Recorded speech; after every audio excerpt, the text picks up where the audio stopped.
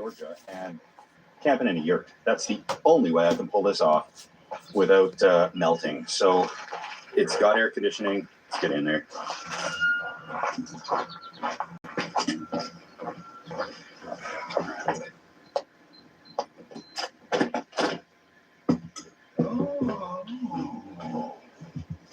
This is all right.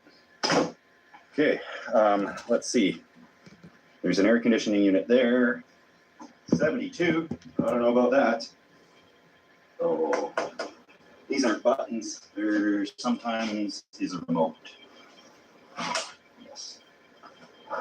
That's more like it. I'm totally glamping this time. There's no way I could do this heat outside without a little brainstorming, and I'm planning on that. But yurts, yes, the traditional portable Mongolian structures made out of bamboo and whatnot. They're designed to be taken down and put back up. This one is a fancy one. Real floor, AC, ceiling fan, skylight, furniture, bunk beds. They even got a lake here as well on there. Woo. So yeah, this is cute. It's got a bit of a rustical theme to it, like that. Nice ambience there. Chessboard table, nightstand thing. Could be worse. So this looks like it sleeps 6. Got our emergency preparedness stuff in here. Beautiful lake view out the window, but keep that close because it's hot. So this is really minimally equipped. You bring your own linens, your own bed sheets. It costs about the same as a hotel, but you've got the yurt factor, right, which you can't put a price on. And these plastic sheets on the mattresses, just in case of accidents. And not much more to it.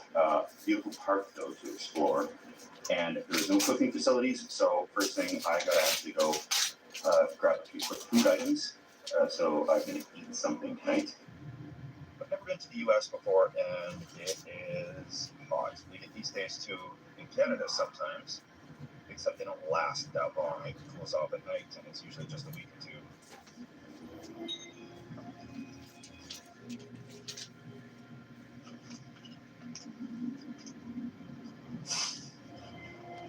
Got it all, and they had firewood.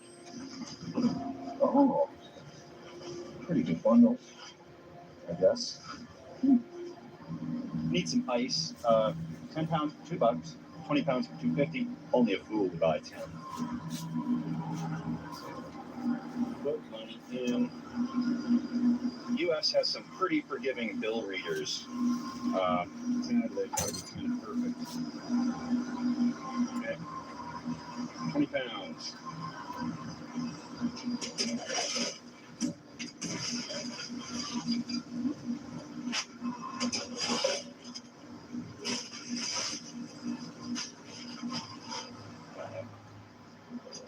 That's a requirement. Almost forgot my change. Yeah. I don't think I'm going to need a lot of blankets, but I'm not sleeping right on that plastic.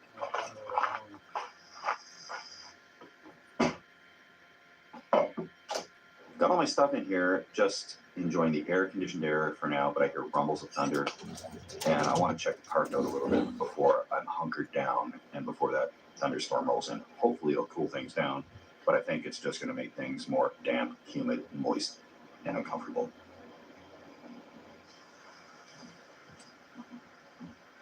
Towering cumulonimbus is threatening to unleash on me, so just going to get down here as quick as I can to see these falls.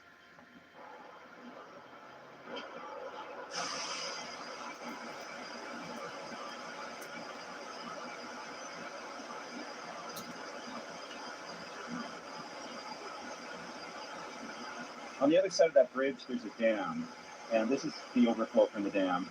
But you can see, historically, this has been a massive flowing river down here. And there's some guy down there that looks naked, so let's go.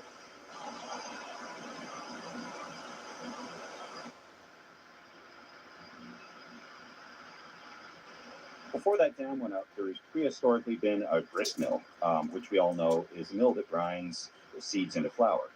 And an old bridge went across, that got washed out in a flood. They haven't rebuilt it and likely will not. These are the old wheels that actually ground up the seeds into flour. If I can still see a little bit on there.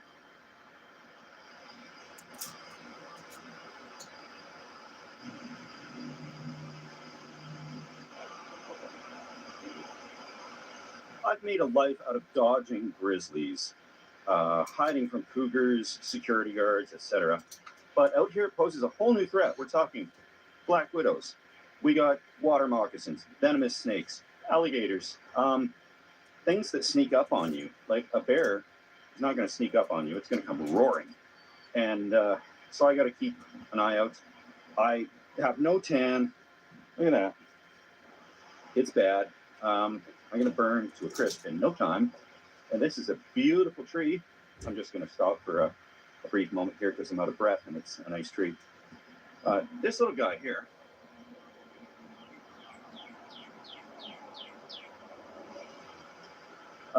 It's a tulip poplar. And I can tell we're getting to warmer, dare I say, tropical climates because of the ridges on the leaves. If you look at this, there's smooth edges to the leaves, no serrations.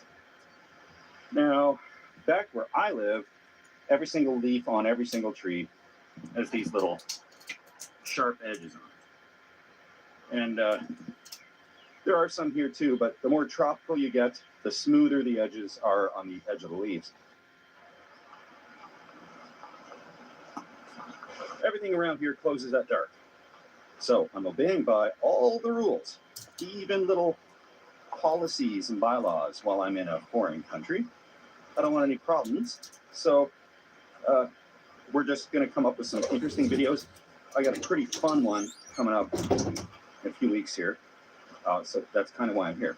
But let's get back to the yurt. Enough about the trip, more about the yurt. Looks like a pretty standard state park from the one I've seen. Pretty much like a provincial park in Canada, which I'm used to. Oh, home sweet yurt.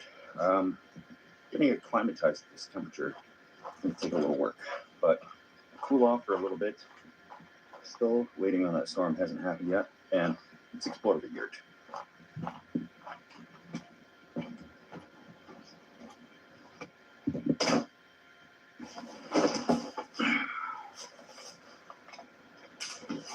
Time for a wildly local gold blonde ale. Seems to be pretty local. It's definitely required right now.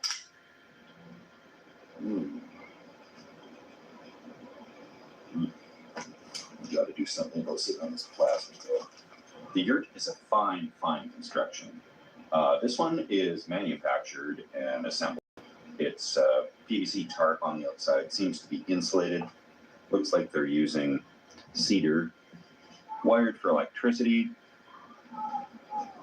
There's a polycarbonate skylight. Looks like some of it's been repaired. It's held down with little anchors, and of course, the 5-foot ceiling fan there, and an ionizing smoke detector. This little guidebook here,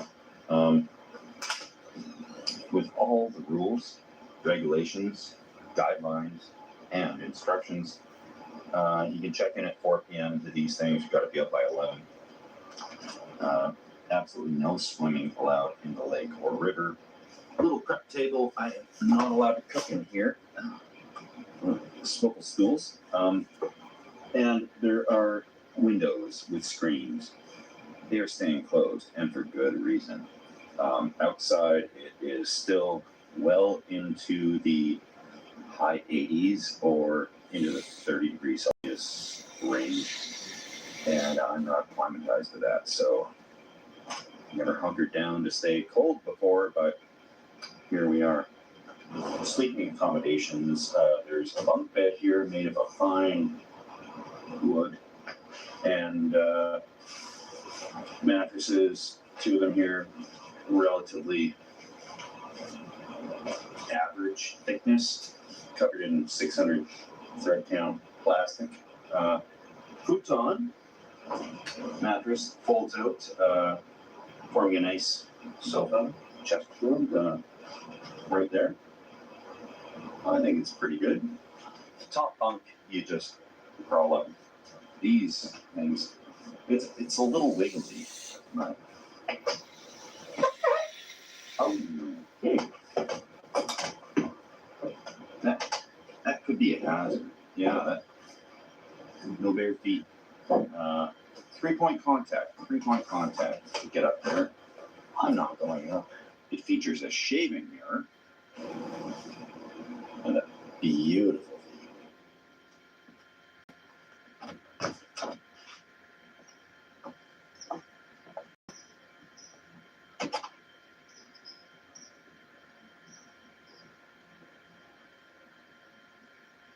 So this is the outside of the yurt. These are the flaps that the Velcro is a little worn, understandably because of the heat. But PVC tarps are holding together pretty good. This is the back door to the porch here. Porch with these seating arrangements.